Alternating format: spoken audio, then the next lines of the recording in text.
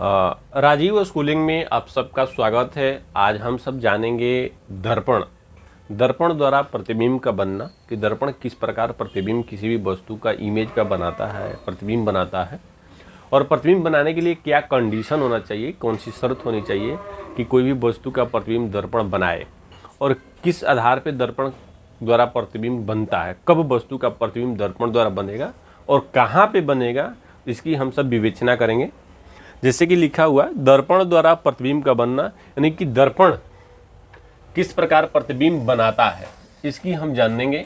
बहुत इम्पोर्टेंट है सबके लिए और ये जानना जरूरी है। अगर यह आप जान जाते हैं कि दर्पण किसी वस्तु का प्रतिबिंब कैसे बनाता है, क्या कंडीशन है और शर्त क्या है, तो आपके लिए दर्पण का जो लेसन है वो बहुत आसान हो जाएगा। मिरर पढ़ना और लाइट के बारे में जानना।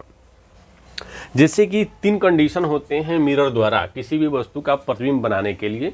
3 कंडीशन होते हैं। कंडीशन के साथ साथ एक चीज़ ये होता है कि दर्पण किसी भी वस्तु का प्रतिबिंब तब बनाता है, दर्पण द्वारा किसी वस्तु का प्रतिबिंब बनने के लिए 2 परावर्तित किरणों का आपस में प्रतिच्छेद होना जरूरी है। यदि 2 किरण आपस में प्रतिच्छेद न करें तो कभी भी किसी भी वस्तु का प्रतिबिंब दर्पण द्वारा प्राप्त नहीं हो सकता। जैसे कहा जाता है कि क्रिकेट तो आप लोग देखते ही होंगे कि अभी तो आईपीएल चल रहा है, सब लोगों को पता है कि बाउंड्री लग रहे हैं, छक्के चौके लगे जा रहे हैं। तो छक्का तब लगता है जब बॉल क्या है, जब बॉल आता है और बल्ले से टकराकर जाता है तब लगता है ना। यानी बॉल का आना, आपतित होना और बल्ले द्वारा टकराना यानी परावर्तित होना, तब वो कंडीशन है। परावर्तित होता है तब जाकर हमारा क्या होता है, बाउंड्री पार होती है। तो कंडीशन ये होगा कि जब तक प्रतिच्छेद न हो 2 किरणें, जब तक दो परावर्तित किरणें आपस में प्रतिच्छेद न करें तब तक किसी भी वस्तु का प्रतिबिंब दर्पण द्वारा प्राप्त नहीं हो पाता है। तो हम एक कंडीशन जानेंगे किस किस कंडीशन में, किस किस शर्त के अनुसार 2 किरणें आपस में प्रतिच्छेद करेगा और कौन सी किरणें कहाँ से गुजरेगा कि आपस में प्रतिच्छेदित होगा।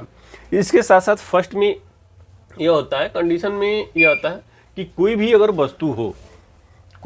वस्तु हो उससे आने वाली किरणें लिख देते हैं।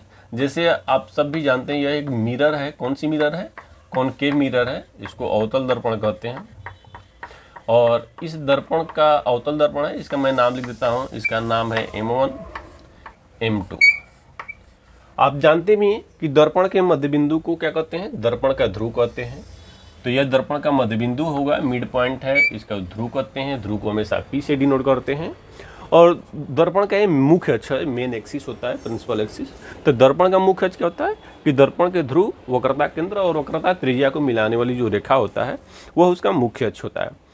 तो प्रकाश में प्रतिबिंब बनने की कंडीशन यही होते हैं कि यदि प्रकाश की किरणें मुख्य अक्ष के समांतर हो, यदि कोई भी किरणें मुख्य अक्ष के समांतर हो तो दर्पण से परावर्तन के बाद वह हमेशा मुख्य फोकस से गुजरेगा। क्या होता है, एक प्रकाश किरण डाली जाती है दर्पण पर, M1 M2 जो दर्पण है, इस पर प्रकाश किरण आ रहा है, दर्पण के मुख्य अक्ष के समांतर है और यह परावर्तित हो रहा है। परावर्तित होने के बाद कहाँ से गुजर रहा है? मुख्य फोकस से गुजरता है। और यह हमेशा का कंडीशन है कि यदि प्रकाश की किरणें दर्पण के मुख्य अक्ष के समांतर हो, तो दर्पण से परावर्तन के बाद वो हमेशा मुख्य फोकस से ही होकर गुजरता है। कहाँ से गुजरता है? दर्पण के मुख्य फोकस से ही होकर गुजरता है। यदि प्रकाश किरण दर्पण के मुख्य अक्ष के समांतर हो तो दर्पण से परावर्तन के बाद वह दर्पण के मुख्य फोकस से होकर गुजरता है। फर्स्ट ये होता है। अब इसके साथ हम दूसरी कंडीशन जानेंगे। दूसरी कंडीशन क्या होता है कि यदि कोई भी प्रकाश किरण लिख देते हैं, जैसे दर्पण है, इसको हम बनाते हैं, अभी तो बना है तो इनसे काम चला लेते हैं। दर्पण है, इसका नाम M1 M2 है। और कोई भी प्रकाश किरण क्या करता है, यदि प्रकाश किरण दर्पण के मुख्य फोकस से गुजरे तो परावर्तन के बाद मुख्य अक्ष के समांतर हो जाता है। किरण है या मुख्य फोकस है, मुख्य फोकस को आप जानते हैं कि F से प्रदर्शित करते हैं।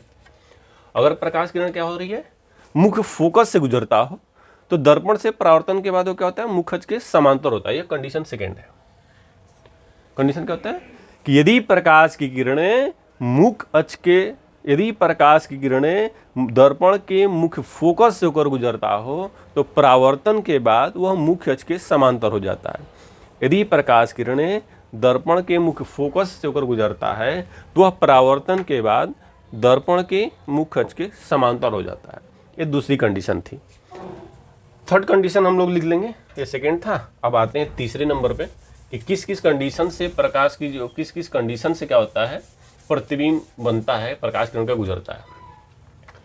थर्ड कंडीशन यह है कि यदि प्रकाश किरणें दर्पण की वक्रता केंद्र से होकर गुजरे तो दर्पण से परावर्तन के बाद वह किरण क्या होता है उसी पथ पर वापस लौट जाता है, यानी जिस पथ से वह रिटर्न गुजरता है उसी पथ पे वह वापस आ जाता है। तीसरा क्या है, यदि प्रकाश किरणें दर्पण की वक्रता केंद्र से होकर जाती हो तो दर्पण से परावर्तन के बाद उसी पथ पर वापस हो जाती है। तो किसी भी वस्तु का प्रतिबिंब बनने के लिए दो परावर्तित किरणों का आपस में प्रतिच्छेद होना या कटित होना या टकराना या आपस में जरूरी होता है। दो प्रकाश किरणों का आपस में प्रतिच्छेद होना जरूरी होती है। और उसके साथ साथ कौन सी किरणें, प्रतिच्छेद किरणें के बारे में हम जानें कि परावर्तन कैसे कैसे होता है। यदि प्रकाश किरण, पहला क्या था, यदि प्रकाश किरण मुख्य अक्ष के समांतर हो तो परावर्तन के बाद मुख्य फोकस से गुजरता है। दूसरा ठीक उसका अपोजिट था, यदि प्रकाश किरणें मुख्य फोकस होकर गुजरता हो तो परावर्तन के बाद मुख्य अक्ष के समांतर हो जाता है। थर्ड में था, यदि प्रकाश किरण दर्पण के वक्रता केंद्र से होकर जाता हो तो परावर्तन के बाद दर्पण के वक्रता केंद्र से ही रिटर्निंग होती है, यानी जिस पथ से वो गुजरता है उसी पथ से वो रिटर्निंग होता है। वक्रता केंद्र से जाने वाली किरणें सदैव उसी पथ पर